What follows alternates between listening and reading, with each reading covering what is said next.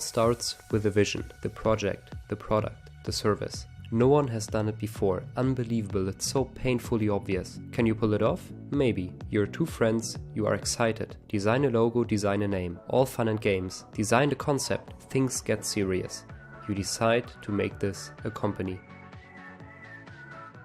You need a structure, a legal structure. How much will that cost you? In the US, incorporating a company will set you back anything between $25 and a few $1,000s. That's in part registration fees, which largely vary depending on where you are, and legal fees, which vary depending on how fancy you need your first shareholders agreement to be. Your incorporation turns out to be on the pricey side. Also, you need to rent a server in order to develop your product. Therefore, you decide to collect some other people's money for it. This early in your venture, who on earth would give you their money? You will get it from family, friends, or by crowdsourcing it. Usually, a newly incorporated company issues 100,000 shares, which are equal pieces of ownership. You need to decide who will get how many of those. You agree on 40,000 shares, or 40% of the company, for each founder, and 20,000 shares, or 20% of the company, for a well-off family friend who buys them for $50,000. It's called an investment, and at such an early stage in your startup, it's called a seed investment. The money he pays now belongs to the company. If the company fails in the near future, which statistically speaking is the most likely scenario, you will probably never see a dime of it again. $50,000 for 20% of the company puts the value of your enterprise at $250,000, which puts the value of your 40% at $100,000. Not bad. Please sign here, here, and here. Congratulations, you incorporated your company and finished your seed round of investment.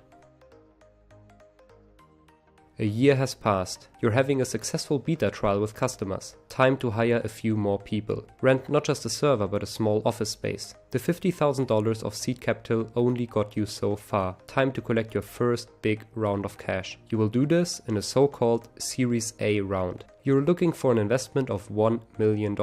This time, you're contacting angel investors and venture capitalists, also called VCs. VCs are people who work for venture capital firms, which raise venture capital funds. They take other people's money, which they then invest into young, risky companies, such as yours. Angel investors are individuals who professionally invest their own money into young companies. Often, they successfully sold their own startup many years ago and are now looking to support early ventures. You contacted a few VCs and angels. Some of them you found online, some you got in touch with via friends and colleagues. You sent them mails, you sent them a business plan. Usually, they don't care much for the business plan. They want to see the team. Is it competent? The idea. Is it special? They know it's not easy. What have you already achieved? Is it promising? What could you achieve? Can you dream big? You set up some Skype calls, a bit of small talk, a lot of business talk. Describe the vision, easy. You've done it countless times by now. They ask you tough questions. Have you heard of that other startup which does a similar thing? How are you different? You spark interest. You have second calls. You have third calls. You meet them in person. They might invest. Time to talk valuation. There is pre-money valuation and post-money valuation. The pre-money valuation of your startup is how you currently value it. The post-money valuation is the pre-money valuation plus the investment you're looking to collect. This is usually the one that you reference when you negotiate, because the investment divided by the post-money valuation equals to the investor's share in your startup. Investors want a low post-money valuation to get more for their money. You want a high post-money valuation to keep a larger share. You suggest a post-money valuation of $8 million.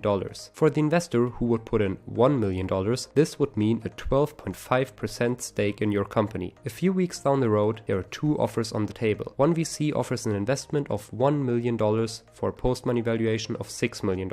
An angel investor you talk to offers to invest $500,000 for a $5 million post-money valuation. The offer of the venture capitalist sounds like the better deal, but the angel has great connections in the industry. It's called smart money. What do? You decide to go for both. You tell the angel that you have a standing offer of $6 million post-money valuation, but you would really love to have her on board. She agrees to invest at a $6 million post-money valuation. Great. How's the cake split this time? Let's do the math. Together, the VC and the angel will put in a total of $1.5 million into your business for a $6 million post-money valuation. This means that they will own 25% of the company. You, your co-founder, and your family friend used to own 100% 10% together. With the new investors coming on board, you will be diluted. After the Series A investment, your cumulative share will only add up to 75% of the company. This dilution happens proportionally. Does this mean that you have fewer shares now? No, here's how it works. Just like your company issued the first 100,000 shares when you incorporated it, it will now issue more shares for the new investors to buy. A company can create shares just like a central bank can print money. The total number of shares of the company just changes, while your number of shares remains the same. How many shares does the company issue? If 100,000 shares are now only 75% of the company, it means that 100% of the company will now be equivalent to 133,000 shares. Therefore, the investors receive 33,000 newly issued shares for their investment. Since they pay $1.5 million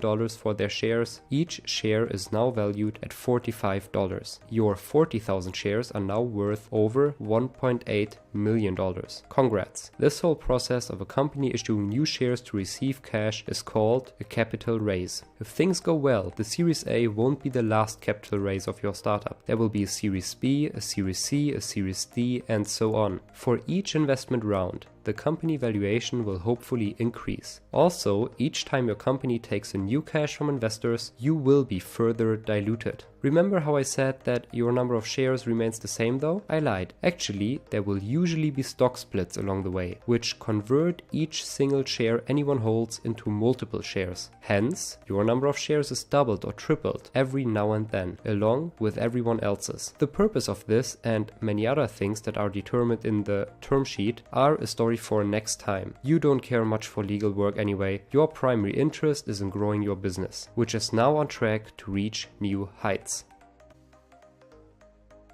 It has been 6 years since you founded your company. You have successfully completed 4 investment rounds since then. You launched your product by now. Guess what? Customers love it. You're a huge success. The big blogs write about you and whatnot. Most importantly, last quarter, your company has not been losing money for the first time. The business made a profit. Time for the exit. Exiting the company is investors' talk for selling their shares. Everyone who invested cash into your business since the beginning has been quietly dreaming about a big profit. The earlier they invested, the bigger of a risk they took, and accordingly, the bigger of a profit they will get if the company really takes off. There are usually 2 ways of exiting a company: selling to one of the big guys or offering it on the stock market. If you sell out to a big company, the investors will usually sell all their shares at once. You and your co-workers, on the other hand, usually won't. Whoever buys you needs you people to stay motivated to run the whole thing. Therefore, your shares will be transformed into shares of the company who bought you and then made available to you over time. This is called vesting your shares. If you leave early or you don't reach some milestones you agreed on, then you won't receive all your shares. The much cooler way to exit is to become big enough so that you will be able to sell your company's shares on the stock market. The process of doing this is called an initial public offering, or in short, IPO. What's an IPO? What's an IPO? I still don't know what an IPO is. Don't believe Martin Scorsese. How it works is painfully easy. In essence, an IPO is just another capital raise. Once again, your company will issue new shares, only that the investor who buys them this time is neither an angel nor VC. It's the public. The day you go public, your company dumps a bunch of new shares on the stock market. From then on, people can buy and sell them among themselves. Furthermore, you now hold tradable paper, almost as good as cash, the price of which goes up and down every day. You can sell your stock into the stock market at market price anytime, with the exception of IPO lockup periods, which are a topic for another time. You floated the shares at a starting price of $64 and they shot up to over $70 on the first day of trading. Due to stock splits you did along the way, you are now sitting on 10 million shares of your company. Your personal wealth is over $700 million.